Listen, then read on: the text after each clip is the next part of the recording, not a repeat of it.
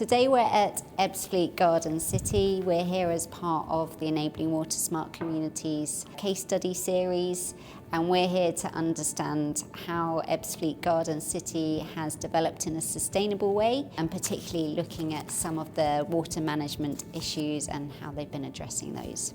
We're standing here today on the banks of the River Thames between Dartford and Gravesend. And this is the site of Ebbsfleet Garden City that was announced by George Osborne back in 2014. And the intention is that we bring forward a 21st century garden city, accommodating up to 15,000 homes in a network of former quarries that sit between Dartford and Gravesend. We are an arm's length organisation of the Ministry for Housing, Communities and Local Government. We were set up to bring forward the Garden City with three key drivers to increase the quantity of development, the quality of development and the ambition for that development within this particular area. Okay. So within Eastern Quarry, the entire surface water collection and catchment for the quarry runs down these sloping sites down and then is caught in two lakes on the southern boundary.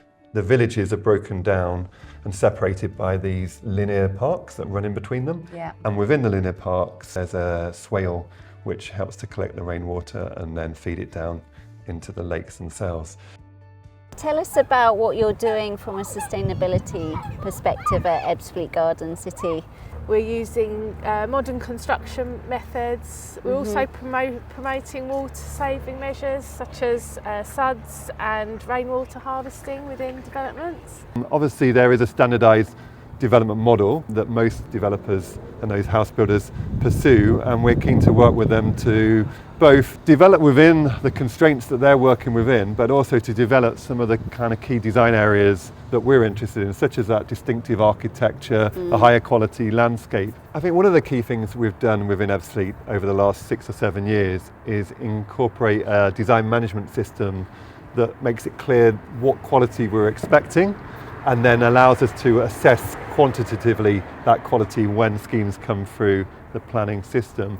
And that allows us to therefore create a data set around that quality and measure it year on year to understand progress. We've been developing a SUDs menu so that residential developments can include micro SUDs easily in their developments. They'll be on building and plot and street scale, so they'll really be an easy way for developers to integrate micro SUDs into their developments. Our new planning guidance does push developers towards rainwater harvesting systems where the rainwater is captured and held so that it doesn't go straight into the surface water drainage. But what we're doing with the micro SUDs guidance is providing those options and explaining how cost effective they are, how practical they are, how they actually meet the biodiversity net gain features as well, so it's sort of a win-win for them. So we've worked really hard to try and improve the quality of the public realm, the streets, and to make them places that people feel more comfortable to walk and cycle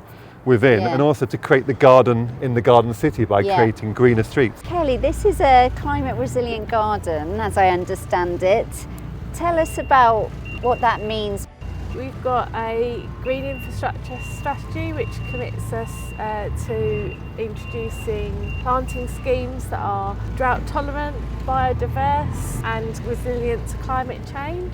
So in Ebbsfleet, the Garden City Trust has been developed as a charitable trust, and the intention is that that trust will manage and maintain all of the parks and the open spaces and the community centres as well. Most of the new homes have a management company in place, but we're working with the developers to incorporate those management companies into the Garden City Trust model to provide a single stewardship vehicle for the whole of the Garden City area. We're communicating things like showering and laundry habits to save on people's bills, so that makes people more interested. So the water efficiency targets have been embedded throughout the Sustainable Performance Framework, which we're using on our own developments. So we've embedded those throughout the document. And the work has also fed into our water feasibility studies, where we're looking at how we can reuse water, particularly from our lakes, So Enabling Water Smart Communities is looking to move to its next phase. As we do that, from the perspective of your organisation or from Ebbsfleet Garden City, what would it be really helpful for us to focus on? We'd really like continued support for guidance around water reuse particularly, and SUDs to implement those within our developments. So aligning policies, regulations and standards to enable water smart communities, so that it becomes the norm. Definitely something that we'd like to see in the future. Yeah, that's what we'd like to see too.